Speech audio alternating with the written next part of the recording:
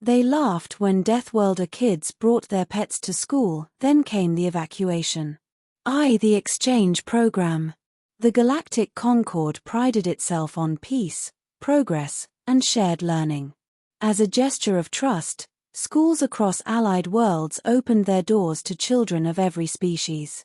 At the Academy of Unified Futures, students from 16 worlds gathered, feathered of Reli, crystalline Jaru, amphibious Drawl, and most peculiar to the others, humans. Humans were newcomers. Deathworlders, whispered the older species. Fragile-looking, unpredictable, said others. Still, the Concord allowed their children to attend, though teachers kept a careful watch. On the first day of the new term, the human children arrived carrying cages, leashes, and boxes. Pets, they explained with cheerful grins. The other students erupted in laughter. The mockery. Those aren't pets, sneered Kaishan, a Drawl boy with slick blue skin. He peered into a carrier where something furry and four-legged stared back with golden eyes. That's a predator. It's a dog, said 12-year-old MIA Carson. He's friendly. The dog wagged its tail. A crystalline Jaru student leaned down, tapping the glass. What's this one? The spines are dripping venom. Porcupine, explained Leo, another human. They're harmless unless you bother them. The Avreli, with their delicate feathers, recoiled at the sight of a massive black bird on a perch. That thing screamed at me. It's a raven, said Anya proudly. They're smart. Smarter than some people. The laughter grew louder. Whispers spread. Deathworlders bring monsters for fun. Teachers shook their heads. Notes were made. Monitor human students closely. 3. Lessons begin. Despite the mockery, the humans treated their pets with affection. Dogs followed at their heels. Cats lounged on laps. A ferret darted through hallways like a streak of mischief. The alien students mocked them daily. Your pets are violent. They smell of blood. They do not belong here. But slowly, curiosity gnawed at fear. The raven learned to mimic alien words, delighting and unnerving everyone. The dog saved a Drawl child from choking by barking until help arrived. The ferret slipped into a crystalline Jaru's bag and returned with a stolen sweet, earning peals of laughter. The line between monster and companion blurred, but the stigma remained. 4. The day the sky darkened. 2 months into the term, the sirens wailed. At first, students thought it was a drill. But teachers herded them into bunkers, faces pale. The ground shook. Above, shadows blotted the twin suns. An invasion. Raiders. The kind who sold children into slavery and burned schools for sport. Panic erupted. The academy was not built for war. The defense grid faltered within minutes. The raiders broke through, landing in black, spiked dropships.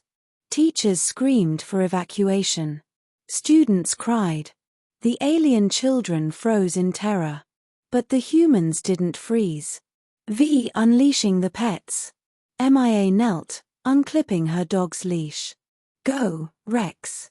The dog bolted forward, teeth bared, slamming into the first raider who breached the doors. Armor crumpled under snarls and fury. Leo opened a cage. The porcupine waddled out, quills raised. A raider reached for it and screamed as venomous barbs buried in flesh. Anya pointed to the skies. The raven soared upward, weaving through the chaos, shrieking warnings, scouting enemy positions with uncanny intelligence. The ferret.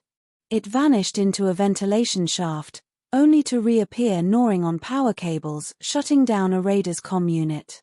The laughter of months past turned to stunned silence. 6. The counterattack. The raiders had expected frightened children. Instead, they found themselves hunted. Dogs dragged them down in packs. Cats darted like shadows, slashing exposed flesh.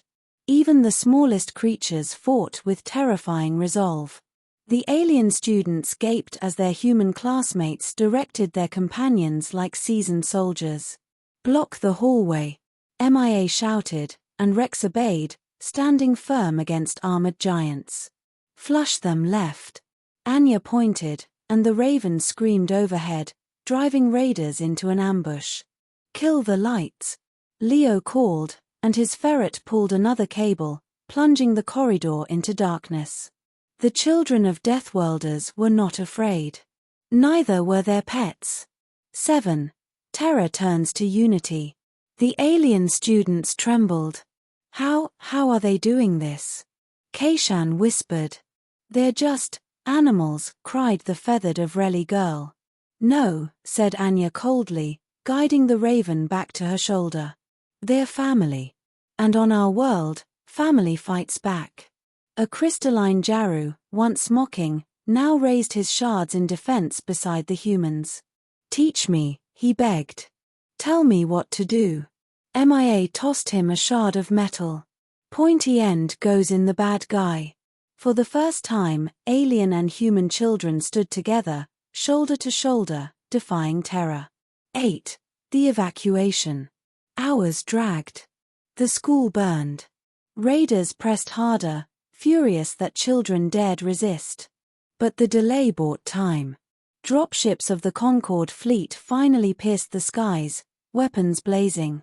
As evacuation shuttles landed, soldiers froze at the sight inside the academy, corridors littered with raider corpses, defended by children and their so-called pets. The commanding officer muttered, "By the stars, they turned their beasts loose." "Not beasts," MIA corrected, blood on her cheek. "Friends." 9. The aftermath. The school was evacuated. No child left behind. Losses were minimal, thanks to the very creatures mocked as monsters. In the days that followed, the story spread. Images of dogs tearing through raiders, of ravens scouting, of quilled beasts defending students, they shocked the galaxy. Children who once laughed now spoke in awe. They called them pets, one of Relly said, but they were guardians. "Deathworlders raise companions as fierce as themselves," whispered a Jaru elder. "And they teach them loyalty above fear." The lesson. The academy rebuilt. Human children returned with their pets, welcomed now without scorn. Other species began to ask timidly, Could we learn, too? Could our young raise companions like yours?" And humanity answered, patient and kind, but with a glint in their eyes. "Maybe. But you must understand one thing. These aren't toys. These aren't slaves. They're partners. On our world, everything fights to live. We fight together." The laughter was gone. In its place was respect, tinged with fear. Because the galaxy finally understood, on a death world, even the pets are predators.